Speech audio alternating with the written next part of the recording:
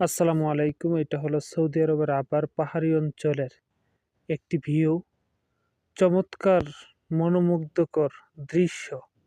সকালের সুন্দরতম এই আবহাওয়াটা দেখে আমার মনটা শীতল হয়ে গিয়েছে। যদি সকালবেলা এই সমস্ত জায়গায় একটু হাঁটা যায় কিংবা আল্লাহর কুদরতে এই পাহাড়কে যদি একটু দু চোখ ভরে দেখা যেত, সকালে বসে যদি এই সমস্ত জায়গায় ধ্যানে বসা যেত, ওই যে পাহাড়ের চূড়ার উপর, বিষয়টা কেমন হতো? আলহামদুলিল্লাহ অনেক ভালো হতো। দেখেন কত সুন্দর আল্লাহর কুদরত সৃষ্টি সকালবেলা সৌদি আরবের। আমি প্রবাসী।